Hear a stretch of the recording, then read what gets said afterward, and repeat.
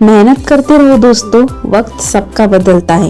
देश के हालात देखकर लगता है कि हीरे से ज्यादा कोयले की कीमत है। तो कैसे हो दोस्तों, स्वागत है आपका राखीराम व्लॉग्स में।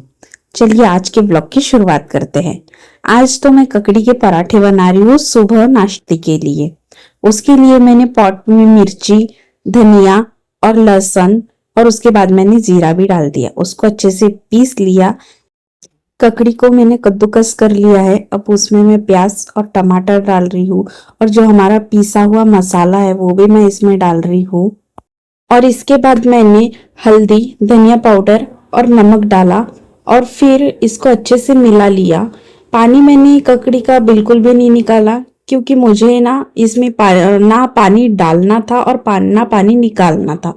इसी में मुझे आटा लगाना था। जब दिशु के पापा ड्यूटी जाते हैं तो मुझे प्रॉपर पूरा खाना बनाना ही पड़ता है उनके टिफिन के लिए।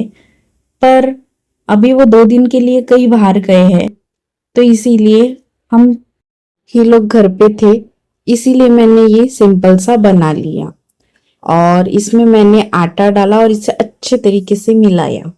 और फिर उसके बाद में मैं अब इसमें धनिया डालूंगी और इसे अच्छे से मिलाऊंगी। इसमें ना मैंने बिल्कुल भी पानी नहीं डाला, जो ककड़ी का पानी होता है उसी में मैंने आटा लगाया। और आज देखो मुझे कितने सारे कपड़े धोने हैं और इतने कपड़े मुझे मेरी बेटी की मेहरबानी से धोने पड़ रहे हैं क्योंकि उसने रात को बेड पे सुसु कर दिया। कभी करती नहीं है पर कल पता नहीं क्या हो गया था, उसने कल रात को सुसु की, इसलिए मुझे इतना सारा सब धोना पड़ा।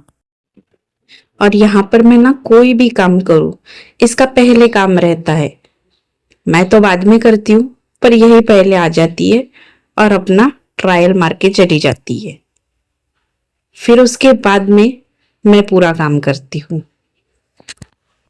इसका पोछा लगाना तो हो गया है। अब ये अपनी पेट पूजा करने के लिए बैठ गई है और मैं अपना काम करने लग गई। और जब जब मैं अपने घर पे पोछा लगाती हूँ ना, इसका बीच बीच में शुरू रहता है। कभी गाड़ी चलाएगी, कभी ऐसे ही बिना काम के भागना चालू कर देती है। गीली जगह पर ये फालतू ही नाचने लग जाती है। मेरा पोछा लगाने का मतलब ही नहीं रहता फिर, इसीलिए मैं कभी कभी बहुत इरिटेट हो जाती हूँ और फिर इसकी पिटाई हो जाती है। सुबह के ये काम मुझे बिना ब्रेक लगाए करने पड़ते हैं क्योंकि अगर मैं थोड़ा सा भी बैठ जाती हूँ तो मुझे काम के लिए फिर बहुत लेट होता है और इसीलिए मुझे ये कंटिन्यू करना ही पड़ता है। बीच बीच में अगर नितांश रोए तो मुझे तो जाना ही पड़ता है। और कभी दीक्षु की शैतानियां बहुत ज्यादा होती है तो फिर उसे भी समझाने के लिए जाना पड़ता है। वरना मेरे काम करने तक दादी दोनों बच्चों को बड़े प्यार से अच्छे से देखती है। बर्तन धोने के बाद में मैंने नितांश को और दीक्षु को नहला दिया। और ये देखो फोन पकड़ने के लिए भागते हुए आई। नहलाने के बाद में मैंने इन दोनों को तैयार कर दिया और फिर मैडम जी का ऑर्डर आया कि उन्हें पराठा खाना है। पराठा बनाओ, बहुत जोर जोर से चिल्ला चिल्ला के बोल रही थी, मम्मा पराठा बनाओ।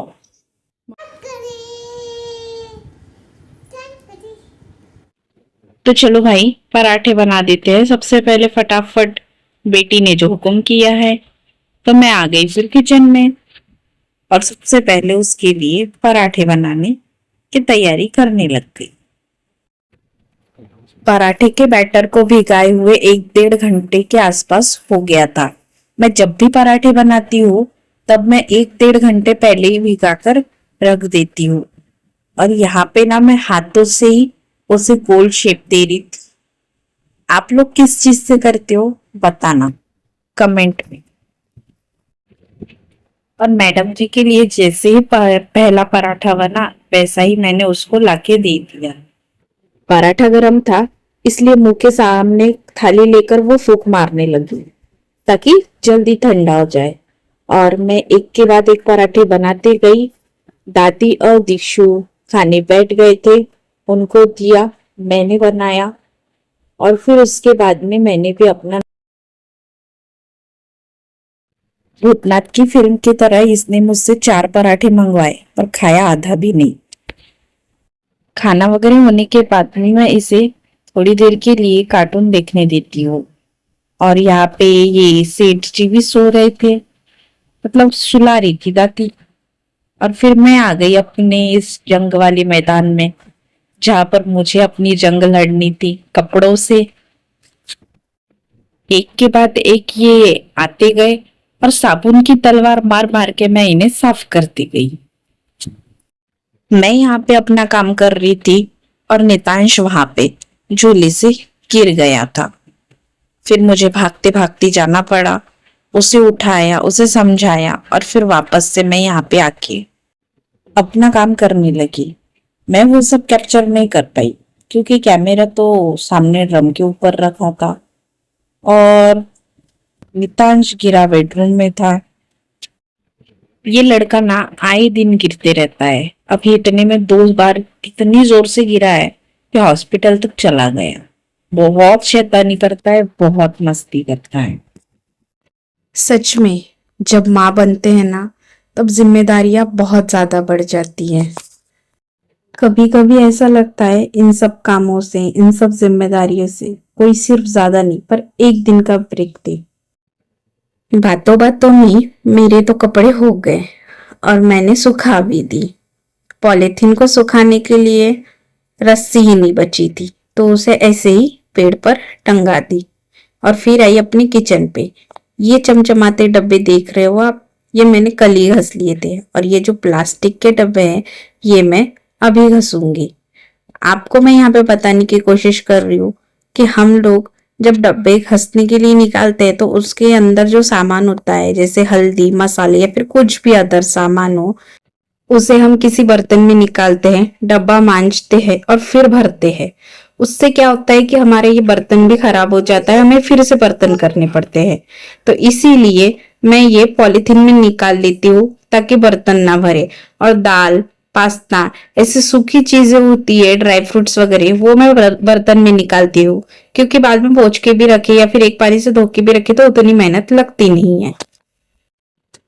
ये जो मैं निकाल रही हूँ ये दलिया है और मेरा इसमें मतलब बिल्कुल भी ध्यान ही नहीं था कि दलिया घर पे है करके, और मैं इसे भूल ही गई थी। आज मैं डब्बे खाली कर रही हूँ तो मुझे दिखी तो मैंने इसे धूप में सुखाने के लिए रख दी। और फिर यहाँ पे गरम मसाला है जो कि मैं ऐसे ही पन्नी में निकाल रही हूँ। मैं पॉलिथीन ऐसे ही बहुत सारी जमा करके रखती हूँ, मेरी फेंकने की आदत नहीं है क्योंकि कचरा वचरा कुछ भी उठाने के लिए काम में आती है। तो मेरे पास तो अभी बहुत सारी पॉलिथीन है। 2 दिन से मैंने साफ सफाई मिशन शुरू किया था और आज का आखिरी दिन है, आज का तीसरा दिन है और मेरे बस थोड़े से ही डब्बे आज बचे थे घसने के। ये पूरा सामान मैंने डब्बे से खाली कर दिया है और ये डब्बे में शेजवान चटनी है इसलिए मैं उसको खाली नहीं करूंगी, ऐसे ही पोंछ के रख दूंगी। और देखिए इतने सारे अभी बर्तन हो गए हैं, इसे भी अब ड्यूटी पे लगना है और इनको भी साफ करते करते रख देना है। मैं डब्बों को ज्यादा गंदा होने नहीं देती है। 2-3 महीने में मैं इसे घसने के लिए निकाल ही लेती हूँ और बीच बीच में अपना पोंछना वगैरह तो चालू रहता ही है। और साथ साथ में ही मैंने पराठे बनाई थी तो उसके भी बर्तन मेरे हो ही रहे थे, तो इसीलिए शाम की टेंशन दूर बर्तन की। और मैंने डब्बे पूरे घस लिए अच्छे से और अभी धूप में रख दिए ताकि जल्दी सूखेंगे तो मैं इनमें सामान भर दूंगी। पसंद आई हो दोस्तों तो प्लीज़ मेरे चैनल को सब्सक्राइब कीजिएगा, मुझे फुल सपोर्ट कीजिएगा, मेरी वीडियो को लाइक ज़रूर कीजिएगा। Thank you, bye bye.